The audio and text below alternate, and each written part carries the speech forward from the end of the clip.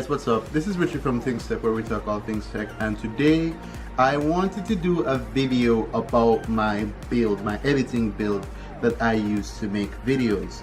Now, a lot of people have asked me questions since I've started my YouTube thing, saying, hey Richie, what system are you using to edit videos? Mostly guys that want to get into YouTube as well, some of my friends, some people I don't know.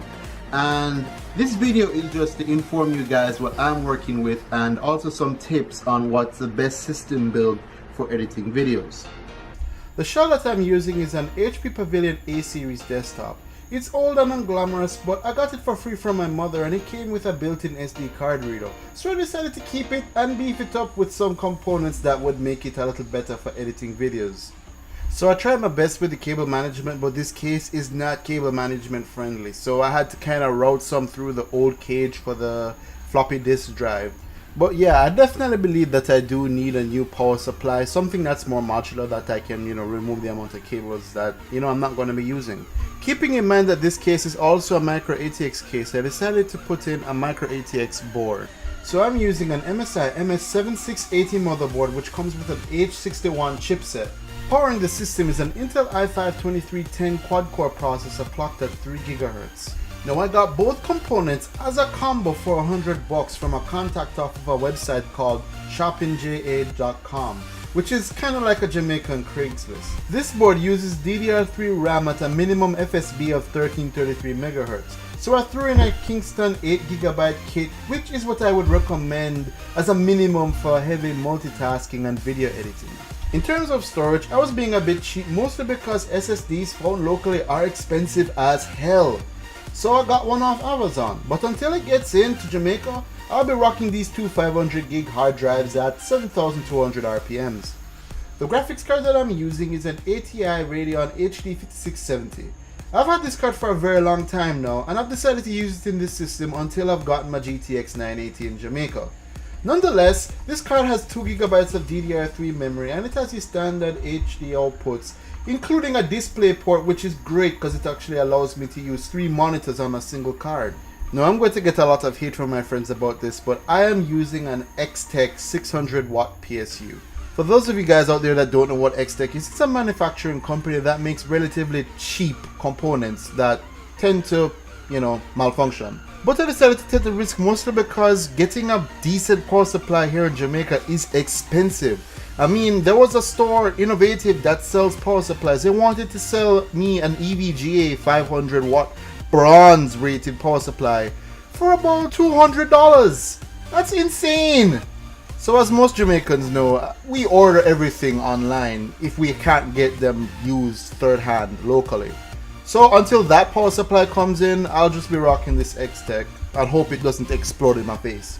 Building this system so far has cost me $300, excluding the components that I've purchased that aren't in here as yet.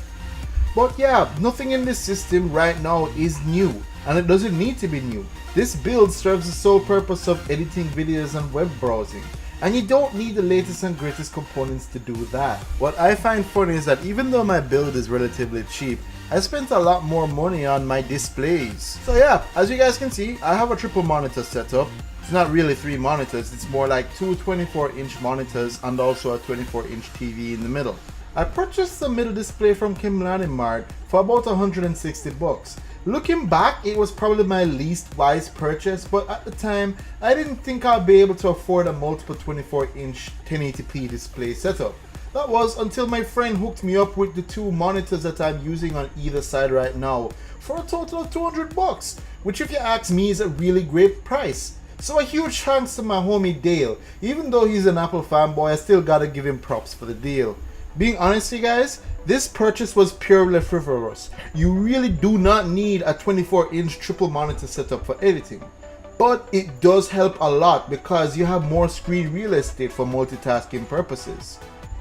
To complete the setup, the microphone that I'm using is an Audio-Technica AT2020 USB microphone. It's an omnidirectional mic, so it's capable of picking up sounds from all directions and it works really well. Now, as I probably mentioned already, I know the build is not perfect and it's not the latest up-to-date thing, but it actually works perfectly for editing videos. With the 4-core processor, it's capable of actually rendering videos in minutes rather than sitting down for hours. And also it can perform very well when you're doing multitasking. So if you have Adobe Photoshop, if you have Sony Vegas Pro, if you have multiple tabs of Google Chrome open, it will run all of those perfectly fine and very smoothly as well. Now at the time of making this video, there are some things that I have ordered to actually improve the capabilities. The first thing that I got was a Crucial 250 gig SSD, but it won't be here until October, as well as I also got a active adapter for the display port to HDMI. So that, along with the SSD, is not going to be here until October. But I saw Bitwit put something in his computer which is very similar to mine in terms of the shell. He put a SD adapter that actually has a cage for a hard drive in there. So what I'm going to do is probably sell these 2 hard drives that I have here, probably trade out for a solid 1 terabyte, so I don't have to go through RAID, even though RAID will probably give me some, performance bonuses, and just put it in the Evermax cage, take out the hard drive cage altogether and allow some space. If anything, what I can probably do is like what Bitwit did, was to put a 250mm fan, no sorry, not 250, sorry, a 120mm fan right at the entrance, so I can get some air flowing through the PC properly. But as it is right now, I think that air does go through it pretty standard. It has a back fan right there, and it has a CPU fan that has a vent right on top of it, so it is able to ventilate perfectly fine. But yeah, so what do you guys think of my build overall? Leave your comments in the down here below, or you can message me on Facebook or Twitter, whichever one works fine. And also, if you have questions, feel free to ask as well. I am always online and able to answer any questions that are posted to me about my setup and stuff. So yeah, thanks again for watching, guys. Oh, like, share, subscribe, all of that stuff if everything that you've seen so far is excellent to you, and if you'd like to see more from me. And until next time, guys,